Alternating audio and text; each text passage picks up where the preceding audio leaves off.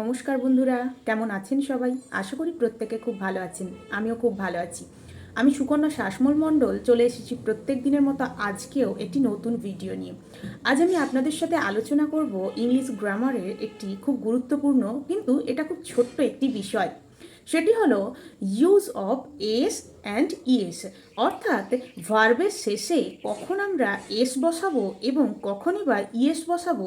আজকে আমার আলোচনার বিষয় সেইটি। আমরা অল্প বিস্তর প্রত্যেকেই জানি যে যখন সাবজেক্ট অথবা কর্তা থার্ড পারসন সিঙ্গুলার নাম্বার হয় তখন কিন্তু আমরা ভার্বের শেষে এস বা ইএস যোগ করি। কিন্তু কখন এস হবে, কখনই বা ইএস হবে, কখন ওয়াইটা উঠে গিয়ে আইইএস হবে, কখনই বা ওয়াইটা রয়ে গিয়ে তারপরে এস যোগ হবে, এই সমস্ত বিষয়গুলো আমাদেরকে প্রায় সময়ই খুব বিরক্ত করে, তাই না? মানে আমরা বুঝে উঠতে পারি না যে কখন কোনটা ব্যবহার করব। তাই আমি চেষ্টা করেছি আজকের ভিডিওতে খুব সহজভাবে বিষয়টিকে উপস্থাপন করার। তো চলুন শুরু করা যাক আজকের ভিডিও। আজ আমাদের আলোচনার বিষয় use of S or ES, অর্থাৎ কখন ভার্বের শেষে এস বা ইএস বসে সেটাই আজকে আমরা আলোচনা করব। যদিও এটা ইংলিশ গ্রামারের খুব সামান্য ছোট্ট একটি বিষয়, কিন্তু এটি কিন্তু খুব গুরুত্বপূর্ণ একটি বিষয়।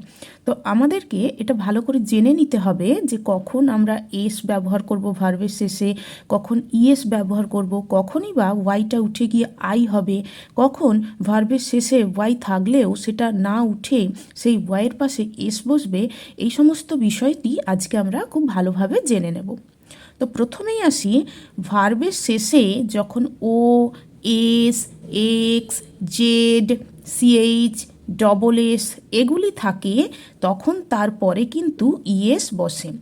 তাহলে কি হলো, যখন কোনো একটা ভার্বের শেষে ও থাকে, এস থাকে, এক্স থাকে, জেড থাকে, সিএইচ থাকে, ডবল এস থাকে, তখন সেই ভার্বের পরে কিন্তু ইএস বসে। যেমন উদাহরণ, গো থাকলে গোজ, ফিক্স থাকলে ফিক্সেস, বাস থাকলে বাসেস, ক্যাচ থাকলে ক্যাচেস, ব্লেজ থাকলে ব্লেসেস, এটসেট্রা। এবারে পরেরটাতে যদি আসি, সেটা হলো ভার্বের শেষে যদি ওয়াই থাকে এবং ওয়াইয়ের আগে যদি কোনো কনসোনেন্ট থাকে, ভার্বের শেষে যদি ওয়াই থাকে এবং ওয়াইয়ের আগে যদি কোনো কনসোনেন্ট থাকে, তাহলে ওয়াইটি উঠে গিয়ে আইইএস হয়। ওয়াইটি উঠে গিয়ে আইইএস হয়। যেমন ক্রাই থাকলে ক্রাইজ, ফ্লাই থাকলে ফ্লাইজ, ট্রাই থাকলে ট্রাইজ, ড্রাই থাকলে ড্রাইজ, এটসেট্রা। যেমন এই যে যদি বলি ক্রাই, সি আর ওয়াই, এটা ওয়াই কিন্তু এর আগে এটা কিন্তু আর হচ্ছে কি, এটা একটা কনসোনেন্ট, তাই এই ওয়াইটা উঠে গিয়ে এরপরে কিন্তু এর পরিবর্তে কী যোগ হলো, আইইএস। একইভাবে ফ্লাই, এটা ওয়াই কিন্তু এর আগে এই এলটা হচ্ছে কি একটা কনসোনেন্ট, তাই এটা কি হলো, ফ্লাইজ হলো। ট্রাইয়ের ওয়াইয়ের আগে আর কনসোনেন্ট, তাই এটা কিন্তু আইইএস যোগ হয়েছে। একইভাবে ড্রাইও হয়েছে। এছাড়া অন্যান্য বেশিরভাগ ক্ষেত্রেই ভার্বের পরে এস বসে। অন্যান্য বেশিরভাগ ক্ষেত্রেই ভার্বের পরে কিন্তু এস বসে। যেমন প্লে থাকলে প্লেজ। আরেকটা জিনিস, যখন ওয়াইয়ের আগে কনসোনেন্ট থাকবে তখনই কিন্তু ওয়াইটা আইতে পরিবর্তিত হবে। যখন ওয়াইয়ের আগে কোনো ভাওয়েল থাকবে তখন কিন্তু ওয়াইটা ওয়াই রয়ে যাবে এবং তারপরে শুধু এস যোগ হবে। যেমন প্লে থেকে প্লেজ, সিং থেকে সিংস, ইট থেকে ইটস। তো এই হলো total use of S or ES এর বর্ণনা। তাহলে বন্ধুরা, আজকের ভিডিওটি আপনাদের কেমন লাগলো?